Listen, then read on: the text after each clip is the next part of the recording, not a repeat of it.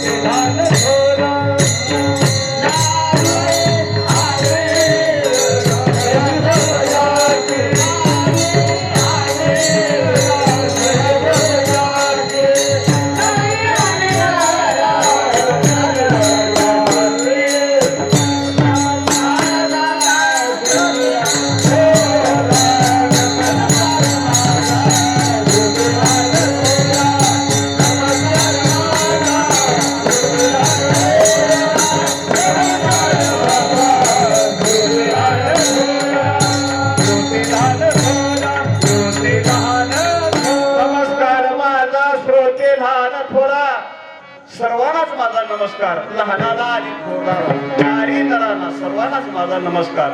श्रोते मंडळी म्हणजे फार पुण्याईने इथे येऊ शकते. मनुष्य पुण्याई असल्याशिवाय भगवंताच्या दरबारात येऊ शकत नाही. गुरुजनीच मी पुण्याई पाहिजे. पूर्व पुण्याई जर नसेल ती दारिद्र्यता इथं येऊ देत नाही. घरी झोप लागू शकते, ती दारिद्र्यता आहे. भगवान शंकर अतिशय भोळे, भोळ दैवत म्हणजे भगवान शंकर. नामामध्ये सुद्धा त्यांच्या भरपूर ताकद आहे. आणि देह दिला कशासाठी? तर त्यांचं नाम स्मरण करण्यासाठी, त्याचं चिंतन, त्याची कथा कीर्तन श्रवण करण्यासाठी.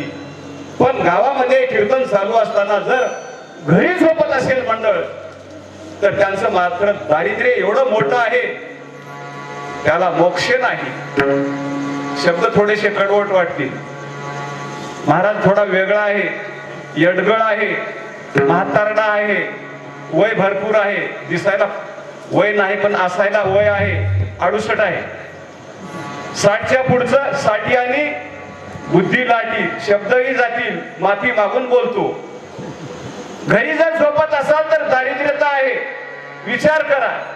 विचार करण्यासाठीचाच अभंग आहे. पुढे सांगतो, काही जण म्हणतात महाराज काय करावं, आम्ही देवदेवीत पडलो, भलतं विघ्न आमच्या घरला, असा बराच माणसाचा आवाज असतो. अहो देव तरी कसा असेल? जो परमार्थिक मनुष्य आहे त्यांच्याच मागे विघ्न बघा. खरं आहे, त्यांचंही खरं आहे. पण त्याचं उत्तर मी देतो. त्याचं उत्तर मी देतो, ज्याची पूर्वजन्मीची पुण्याई सरलेली असेल आणि त्याला इथून पुण्याई जमा व्हायची असेल तर त्याच्या मागे विघ्न येऊ शकतात.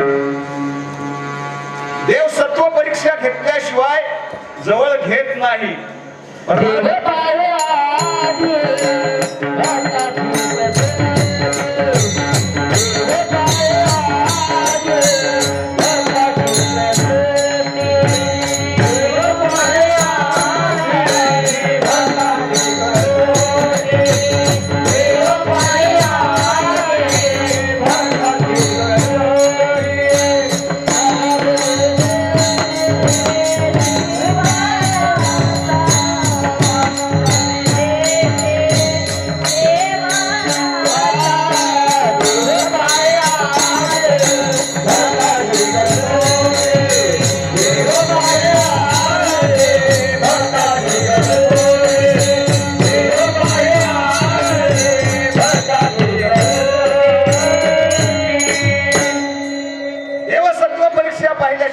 घेत नाही.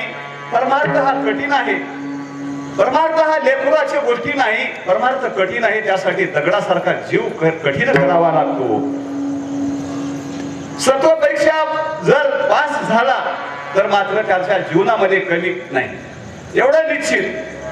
आणि जे उदंड वागतात ना, उदंड परमार्थात मध्ये येत नाहीत, देवदेवीमध्ये येत नाहीत, सत्याकडे येत नाहीत, असे उदंड जे वागतात त्यांच्या घरी सुद्धा भरभराट चालू असते. हे दाखवण्यासाठीचं चित्र असतं, परंतु त्याची पुण्याई तर सरायची असते. पण त्यांना देव मात्र जवळ घेत नाही. पुण्य सरल्यानंतर तो संपला असं समजायला काय हरकत नाही. अहो, ह्या संसारामध्ये तर सुखच नाही, विघ्न आहेतच.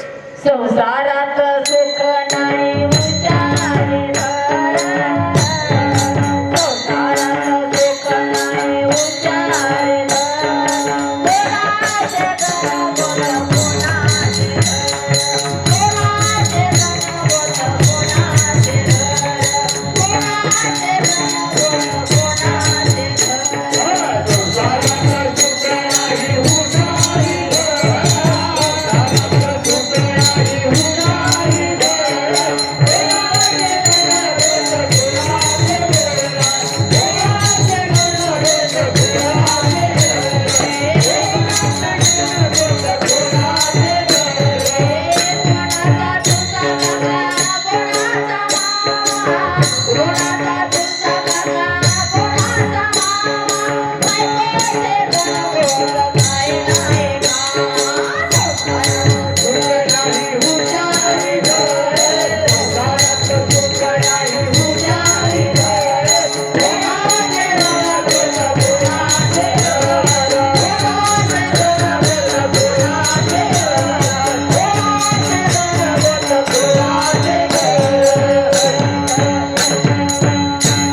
संसारात सुख नाही उच्चारे विघ्न मनुष्याला तर येतातच, पण देवादिकाला सुद्धा विघ्न सोडलेले नाही.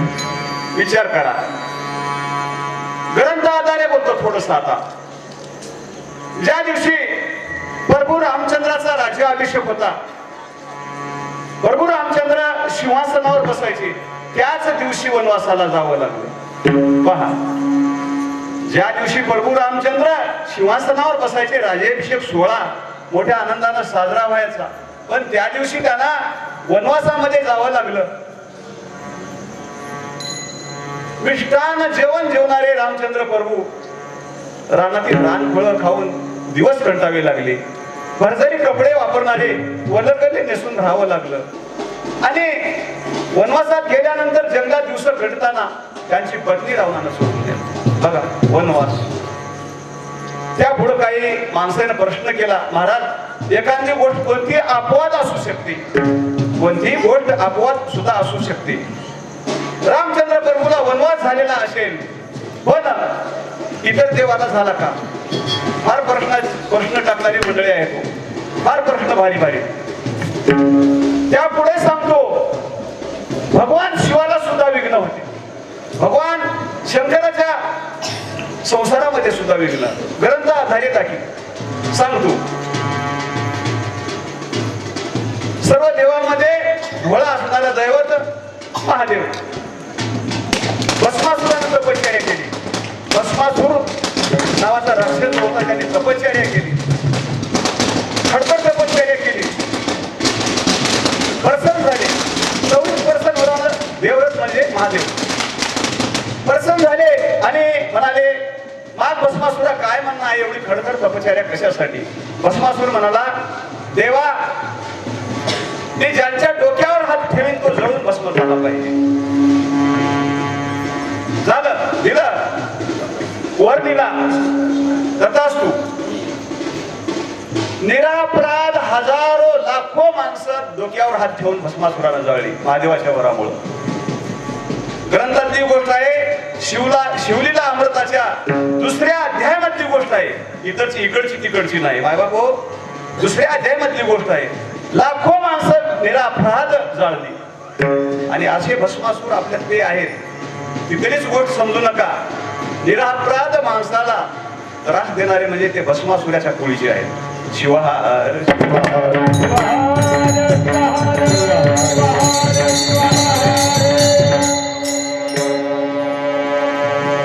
शब्द कठीण असतील लागतील माफी मागतो बरं. तुमच्या गावात नसतील परंतु आमच्याकडे भरपूर संख्या झाली भस्मासुराची. तुमच्या इथं बरे आहेत मला कळलं आल्या आल्या. दोन्ही शिव आणि हरिहरामध्ये सुद्धा भेद नाही. दोन्हीलाही मानणारी माणसं आहेत. मला अतिशय आनंद वाटला. असू द्या हरकत नाही. थोडीशी जरी पब्लिक असेल तर त्याबद्दल मला काही खेद नाही. मला काय फीस भरती करून घ्यायची नाही काही नाही. असतील 2 असलं तरी सांगतो 2000 असलं तरी चालते काही प्रश्न नाही. पण लक्ष देऊन ऐकणारी मंडळी मात्र आहेत एवढं मला शाश्वत. कोणी झोपत नाहीत माझ्या कीर्तनात. कोणी सावरून बसा असं म्हणण्याची गरज नाही. झोप आली तर सुद्धा आरामशीर झोपू शकता. माझं काही म्हणणं नाही. झोप येतच नाही माझ्यातच आहे गुण तो. तुम्हाला झोप कशी येते तुम्हाला समजू लागलं सपट तर झोपत नाही मनुष्य. मी संस्कार जर बोलू लागलो तर तुम्ही झोपणार नाही तर काय कराल. लाखो माणसं डोक्यावर हात ठेवून जाळलं भस्मासुरानं. त्यानंतर त्यांना अजून दुष्ट बुद्धी उत्पन्न झाली. त्याला वाटलं महादेवाच्या डोक्यावर हात ठेवावा पार्वती आपण घेऊन जाऊ. बघा भस्मासूर लागला महादेवाच्या माग डोक्यावर हात ठेवण्यासाठी महादेवाला जाळण्यासाठी. ओळखलं महादेवानं. महादेव समोर पळू लागले. भस्मासूर मागे लागला पळू लागला. विष्णू परमात्म्याची धावा केली. महादेवानं विष्णू परमात्म्याची धावा केली. धावा करताच विष्णू परमात्मा धावून आले. पाहतात तर भस्मासूर मागे लागलेला आहे. ओळखलं सर्व. वरदान कळला विष्णू परमात्म्याला. सुंदर असं रूप धरलं स्त्रीचं. स्वर्गाच्या रंभेचं रूप धरलं. गंधर्व वाजेसोबत घेतलं आणि ज्या दिशेनं ज्या मार्गावरून महादेव आणि भस्मासूर पळत आहेत त्या मार्गावर नृत्य सुरू केलं. नाचायला सुरू केलं. पाहिलं भस्मासुरानं हे रंभा कोण इथं नृत्य करतोय. विचारलं कोण तू. रंभा म्हणू लागली मी स्वर्गातली रंभा आहे आणि मी विवाह करण्याच्या हेतून येत आलेला आहे. मला पतीचा शोध करायचा आहे. तो म्हणाला काय म्हणणं आहे तुझं. ती म्हणाली माझ्यासारखं जो नृत्य करील त्याला मी माळ घालण्यास तयार आहे. त्याच्या सोबत मी विवाह करण्यास तयार आहे. सुरू केला आपण मी नाचायला आहे ना. मी नृत्य करू लागला. ज्याप्रमाणे रंभा नाचू लागली त्याप्रमाणे भस्मासूरही नाचू लागला. नाचण्यामध्ये बेभान झाला. तालासुरामध्ये नाचणं एकदम बेभान झाला. संधी साधली भगवंताने रंभेच्या रूपातली आणि नाचता नाचता रंभा आपला हात आपल्या कमरेवर ठेवली. भस्मासुरही आपला हात आपल्या कमरेवर ठेवला. पुन्हा रंभेनं आपला हात नाचता नाचता आपल्या खांद्यावर ठेवला. भस्मासुराने आपला हात खांद्यावर ठेवला आणि नाचता नाचता रंभेनं आपला हात आपल्या डोक्यावर ठेवला. भस्मासुराने आपला हात आपल्या डोक्यावर ठेवला. धाड पुन्हा अग्नी प्रगट झाला. महादेवाचा वर होता. एक क्षणात जळून भस्म झाला. माय बाप हो मी काय सांगू लागलो. आपल्या संसारात तर विघ्न आहेतच पण देवाच्या संसारामध्ये सुद्धा विघ्न आहेत. मला एवढंच दाखवायचं होतं. पण येणारी विघ्न टाळणारा तो भगवंतच आहे. थोडासा याचा विचार करा. येणारी विघ्न टाळणारा सुद्धा भगवंतच आहे.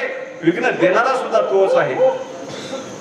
तुझ करिता करविता देवती करता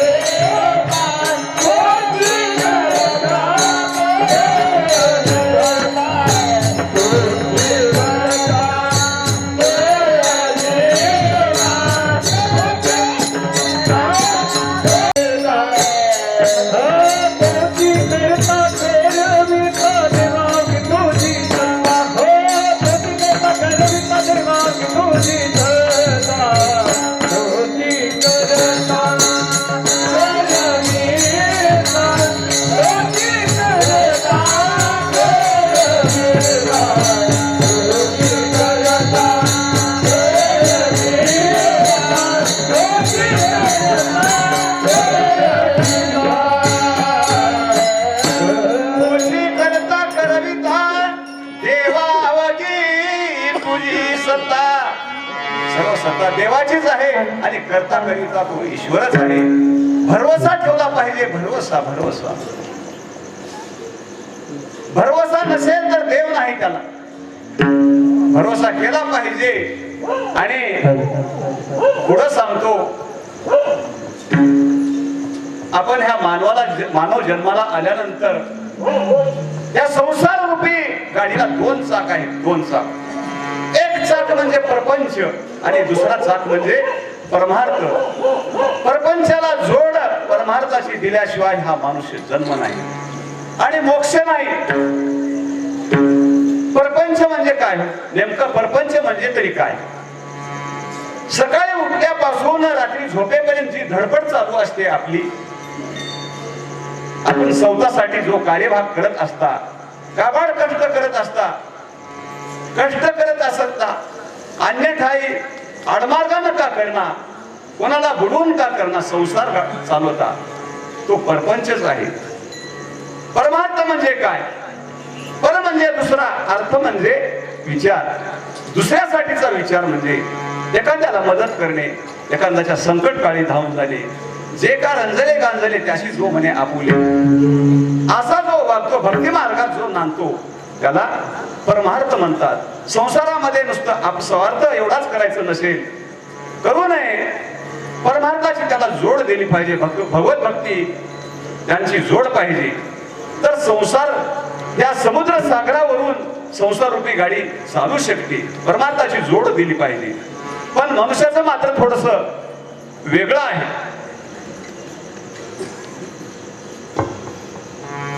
तुम्ही जगा, इतरांना जगू द्या. तूच तुझ्या जीवनाचा शिल्पकार आहेस. ह्या म्हणीप्रमाणे परमार्थामध्ये दुसऱ्याचं दुःख जाणलं पाहिजे. आपल्या स्वार्थासाठी दुसऱ्याची नाश नाही केला पाहिजे. त्यालाच परमार्थ म्हणतात. आणि परमार्थामध्ये जर मनुष्य वागू लागला तर मात्र भगवंताच्या जवळ गेल्याशिवाय राहत नाही. एक वेळ भगवंताच्या जो जवळ गेला, जवळ म्हणजे नुसतं चालत जवळ नाही जाणं, भगवंताचे विचार आपल्या विचाराशी लागले पाहिजेत. तोच खरा भाग्यवंत असू शकतो.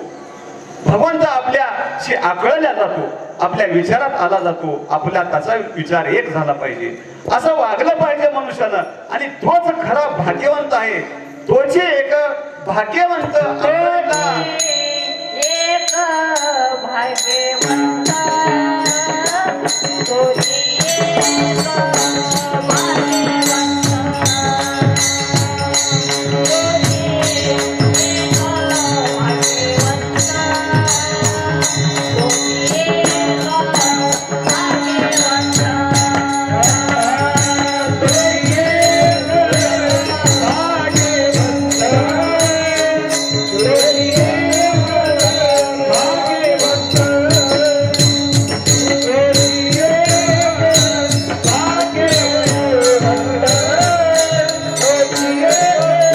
भाग्यवंत,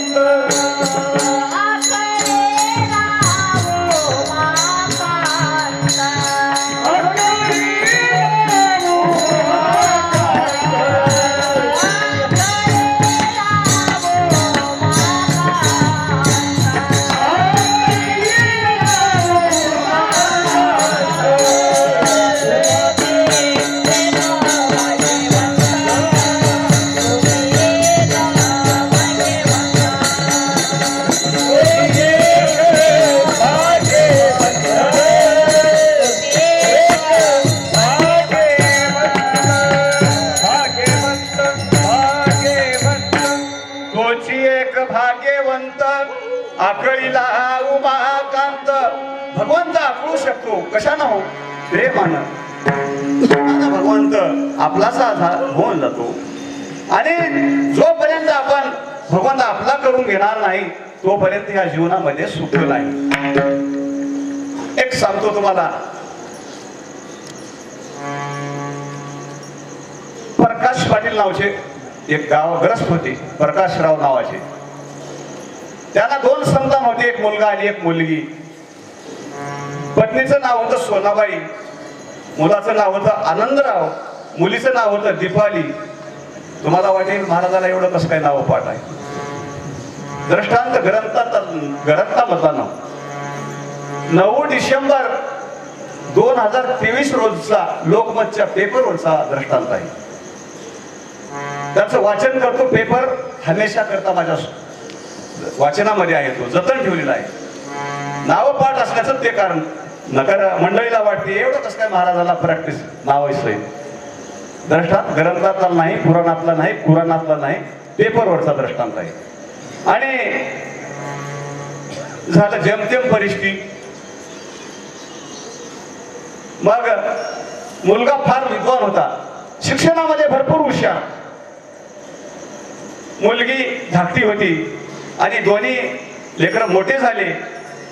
मुलीचं लग्न केलं. मुलगा शिकत आहे म्हणून लग्न केलं नव्हतं. मुलगा अतिशय हुशार, कॉलेजमध्ये पराकष्टानं शिक्षण केलं त्यानं आणि मोठी नोकरी लागली शंभू महादेवाच्या कृपेनं. कलासवन अधिकारी झाला. कलासवन अधिकारी झाल्यानंतर तहसीलदार झाला. हायटेड एकदम रूपवान आणि आता धनवानही झाला. रूपवान आणि धनवान सुद्धा, गुणवान, सगळे गुण त्यामध्ये आले. प्रकाशरावाची आई 92 वर्षाची होती. भागीरथाबाई होतं नाव. भागीरथाबाई 92 वर्षाची. प्रकाशरावांनी एक शब्द सुद्धा ओलांडला नव्हता. आताच्या लेकराचं कौतुक करायसारखं आहे. माय एक म्हणलं की लेकरू एक, बाप एक म्हणलं की लेकरू एक, ताळाचा मेळ नाही. पण एक शब्द सुद्धा न ओलांडणारा प्रकाशराव मुलगा आणि नातू सुद्धा त्याच आदेशाने 92 वर्षाच्या म्हातारीचं ऐकून संसार गाडा सुखाने चाललेला होता. काय हो, नावाचा थोडासा अभ्यास केल्यामुळे सांगतो. नावाचा प्रकाश नावाचा ग्रस्त संसारामध्ये प्रकाश पडला होता. संसारामध्ये प्रकाश पडला होता. नोकरी लागल्यामुळं विद्यार्थ्याला आनंदरावाचा आनंद झाला होता. सोनाबाई पत्नी, सोन्याचे दिवस उजळले. दीपाली घरी आनंदानं संसार करू लागली होती. दीप प्रगटला, आनंदाचा संसार. तिला एक 4 वर्षाचं लेकरू बी झालं. तिला आनंदाने संसार चाललेला होता. झालं. मग आता यापुढं आता प्रकाशरावाच्या मुलाच्या लग्नाचा थोडासा विचार करायला पाहिजे. 1.5-2 वर्ष झालं होतं लग्न होऊन, नोकरी लागून. एक दिवशी म्हातारी म्हणू लागली, प्रकाशरावाची आई 92 वर्ष वयाची, प्रकाश तुला मी एक गोष्ट सांगतो, थोडा ऐक रे. सांग नाही काय आहे. माझा जीव थोडा गाठून गेल्यावर वाटून आलंय. आता अंदाचं थोडं या वर्षी भाजून टाक म्हणजे. पोरी भेटणं हवेत म्हणा, नगर नाका डोळ्यात बघून पोराचं लग्न करून टाकलं. मला करता येते ही प्रॅक्टिस. माय बापतो माझं वय जवळच आलंय की आता त्या पदवीला. झालं, मान्य केले. घरामध्ये लग्नाविषयीचा विचार सुरू झाला आणि बऱ्याच मुली बघितले. हा 6 फूट उंचीचा बॉडीगार्ड मुलगा, तहसीलदार झालेला मुलगा, कुठं जोड गुणाला लागते हो.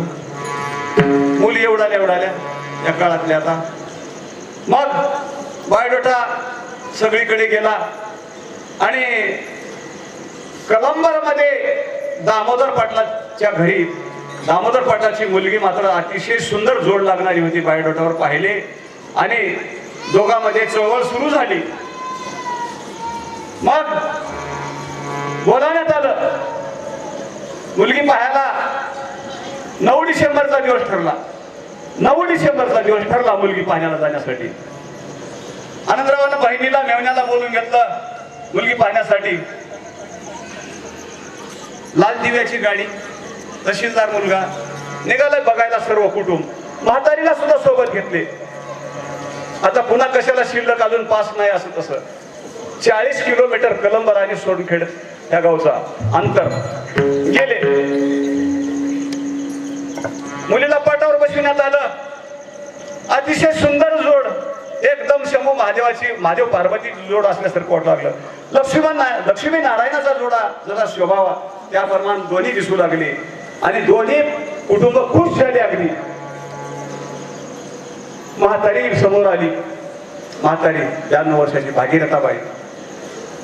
मुलीला उठविलं, वाटावून उठविलं, खालून वरी बघू लागली. एवढीच होती म्हातारी. ये मुलगी मला ध्यानाला आली बघीस नाकडं बरं दिसून आलं म्हणले झालं. प्रकाश काय याचा विचार करू नको, बेशेम डोळे झाकून कर म्हणले झाली पसंती. ज्याप्रमाणे राष्ट्रपती आता कोण आहे, मुर्मू द्रौपदी का, त्याप्रमाणे मायबाप हो, सर्वांना सुद्धा अधिकार आहे. म्हाताऱ्या माणसात सुद्धा ऐकीनं कामाचं असते. एकोणेकाची पसंती झाली, मिष्टान्न भोजन देण्यात आलं. सोयरीक जमली, सोयरीक सुद्धा जमली. गडगंज माणूस होते, संपत्तीबाज माणूस होते दामोदर पाटील कलंबरचे. आणि जेवण झाल्यानंतर ब्राह्मणाला बोलविले, तारीख काढण्याची सुद्धा तयारी. पंचांगण बघले. 9 डिसेंबरचा दिवस होता तो. 27 डिसेंबर पर्यंत लग्न होते. 2023 ची गोष्ट आहे. 27 डिसेंबरच्या पुढे पुस महिना पडणार होता, त्यापुढे गत होता, वैशाखपर्यंत लग्न नव्हते. प्रश्न मोठा पडला आता. 27 तारखेपर्यंत म्हणजे 17 दिवसामध्ये लग्न आटपावा का वैशाखपर्यंत थांबावं, प्रश्न निर्माण झाला. मग त्या कुटुंबात विचार चालू झाला, याही कुटुंबात विचार चालू झाला. दामोदर पाटलाच्या विचारातला पास झाला ठराव, लग्न करून टाकायचं. 27 तारखेला लास्ट तारीख आहे. मग हे सासरे जावाई मुलगा आनंदराव यांच्याही मते झाली. 27 तारखेला मान्य केली. हे मी म्हातारीला मात्र मान्य नव्हतं. म्हातारी म्हणू लागली, घराला सोना नाही, पाणी नाही, कपडे कवा शिवतील उगच काहीतरी गडबड गडबड, एकच लग्न आहे उगं करायला निघाले तोंडावरून करून. समजून सांगितलं मुलानं, प्रकाशरावानं, आई आता तू थोडस माघार घे आणि 3 महिने ठेवणं काही कामाचं नाही. जमली सोयरी, बस कसं तरी लागलं भागलं करू, पण तू आता काही टेन्शन घेऊ नको. झाले तारीख 27 डिसेंबरची फिक्स झाली लग्नाची तारीख. पकवान जेवण जेवून मंडळी घराकडे वापस निघाली. मायबाप वापस निघाली. येता वेळेस लग्नाची चर्चा गाडीमध्ये. 7 माणसाचं कुटुंब होतं. 2 घरचं कुटुंब होतं. घराला कुलूप लावून आले होते दोन्ही घराकडे. सारखा विचार गाडीमध्ये लग्नाचाच. टेंट हाऊस कोणता बांधायचा, बँड कोणता बांधायचा, आचारी कुठले बांधायचे. स्वतः आनंदराव गाडी चालवत होता. 30 किलोमीटरचा अंतर पार पडलेला होता, मागे गेलेला होता. 10 किलोमीटर गाव उडून समोर होतं. लग्नाचा पूर्ण विचार डोक्यामध्ये सर्वांच्या. आनंदरावला फक्त त्या टेंट हाऊसवरची